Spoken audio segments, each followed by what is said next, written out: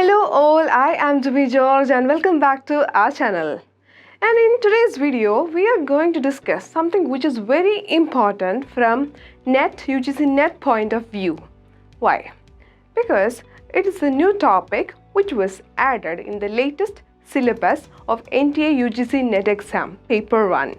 And it is on Indian logic reasoning, and the subtopic we are going to discuss is Pramanas. Okay, I'll explain on Pramanas and the different types of Pramanas in this video. And this is very important because in the last two exams, that is December 2019 and the July 2019, there were questions that were asked from Pramanas and Indian logic reasoning itself.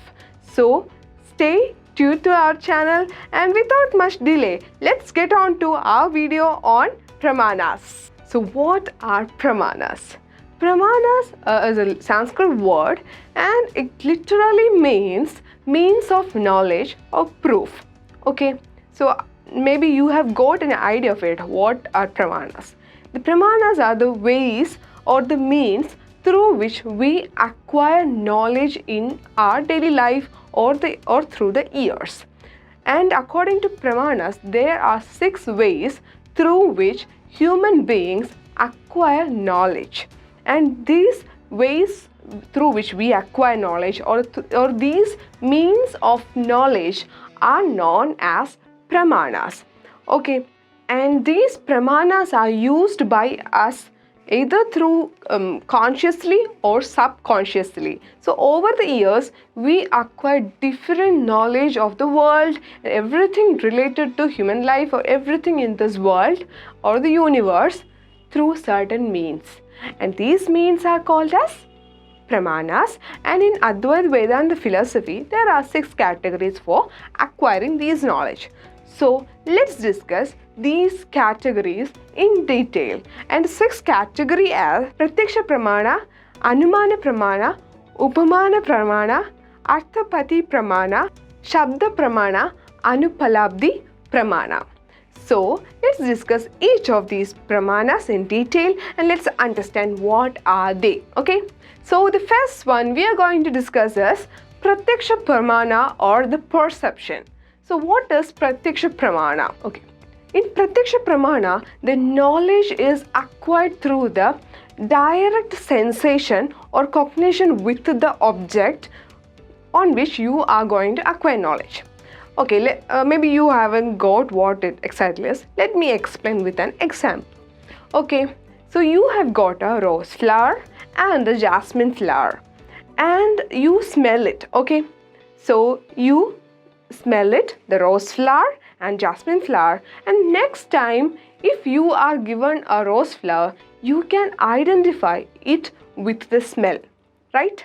So this perception of smelling gives you a knowledge that the smell of rose flower is associated to that particular flower and it is not the jasmine flower. Okay, so this perception, this direct perception is known as Pratyaksha Pramana. The 5 sensory organs or the five sensations of human beings, that is vision or seeing, auditory or hearing, smelling, taste, touch, all these comes under the Pratyaksha Pramana.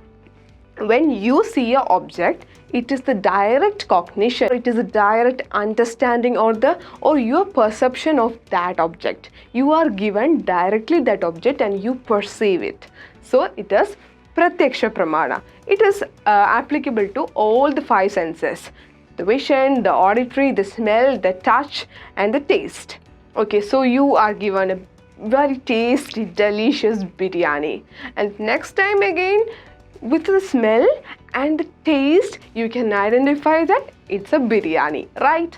So this is perception, the direct perception. Now comes another category within the perception or the Pratyaksha Pramana, which is the indirect way. So like how? Okay, if for example, if you see a person who is so dull, like he or she is she's desperate and it is reflected in their face, and you can understand from their face itself that particular person is sad. Or if you see another person who is smiling and so jovial, you can understand that person is happy. So such kind of indirect perceptions of emotions like sadness, anger, happiness, all these comes under the indirect perception or the indirect Pratyaksha Pramana. So basically there are two categories of perception within this Pratyaksha Pramana, and that is the direct perception and the indirect perception. So this is one way of acquiring knowledge, that is with the direct contact of the object you acquire knowledge or you acquire the cognition, and this is a means of acquiring knowledge. So I hope that you understand the first category of way of acquiring knowledge. Now let's move on to the second category, which is known as the Anumana or inference. Anumana Pramana or inference. So in Anumana Pramana can be explained with an example, okay? And don't confuse it with the later Pramana we are going to discuss, which is Arthapatti, which is kind of similar. There is kind of similarity, but there are differences. So let me explain it with an example, okay? So you have seen infants, like newly born babies, okay? And you can and you see them crying, and there are different cries for each need of the baby. Sometimes the baby cries and the mother immediately understands that the child is hungry and she gives him milk. She gives him or her milk, the newly born child. And the child then does not cry. This kind of information which is passed through invariable relationships, or this kind of inference, comes under the Anumana Pramana. So does the child told its mother that it is hungry? No. The mother infers from the cries of the baby that the baby is hungry, so it wants milk or the food. So the mother gives it milk. Some other times the baby may not be well enough, like he or she may be sick, and the baby gives a different cry, and the mother understands that child is not feeling good. So these cries gives an inference to the mother that this is the reason for the cry of the baby, and the baby does not communicate it with words to the mother, but the mother can infer from it. So this is called Anumana or inference. So in Anumana or inference, we infer or we acquire knowledge of what we don't see from what we see. For example, if you see smoke coming out of a building, and then you can infer that the building may be in fire, right? So this is kind of inference, and it is a means of gaining knowledge, and this is known as Anumana Pramana. Okay, now let's discuss the third one, which is the Upamana Pramana or comparison. So let's see what does it. Okay, as the name suggests, Upamana Pramana or comparison, you acquire knowledge with comparison of some objects that you may be knowing prior with your prior knowledge. Okay, let me explain with an example. Okay, at first you have this computer, and later years the laptop was introduced. And how did you introduce this laptop to a person who does not know what is a laptop, and he or she does not know how to differentiate it? Okay, that person may be telling you like laptop is an electronic device which is like a computer.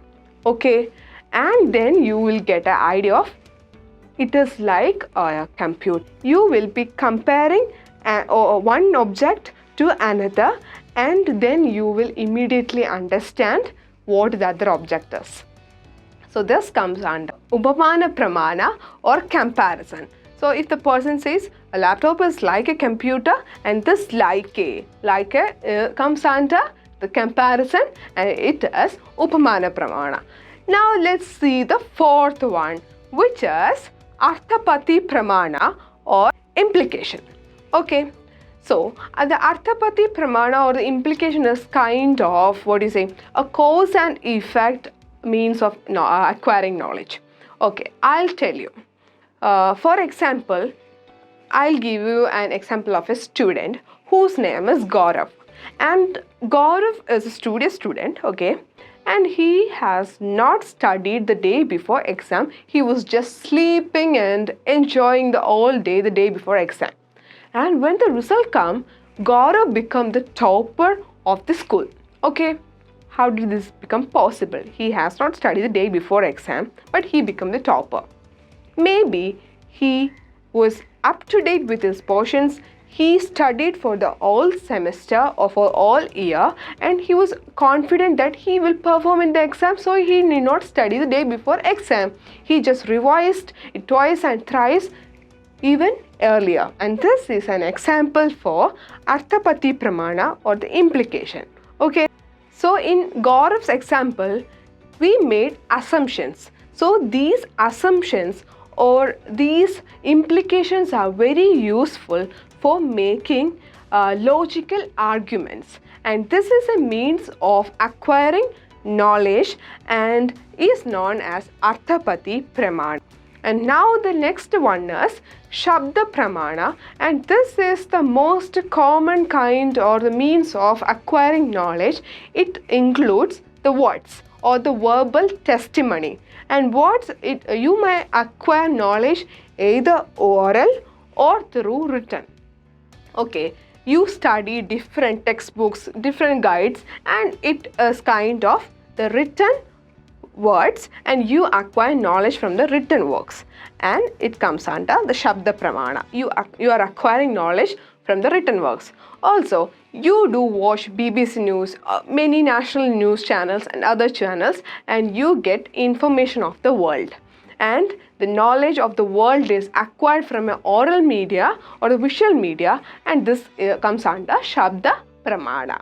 So, I hope that you understand the fifth means of acquiring knowledge, which is Shabda Pramana. Now the last one is Anupalabdi Pramana. Let's see what does Anupalabdi Pramana says. It is the perception of non-existence of a thing. I know you got confused. Let me explain with an example, okay? I have a glass with my hands, okay? And this glass is empty and it does not have water in it. And you perceive the idea of absence of water within the glass by looking into it.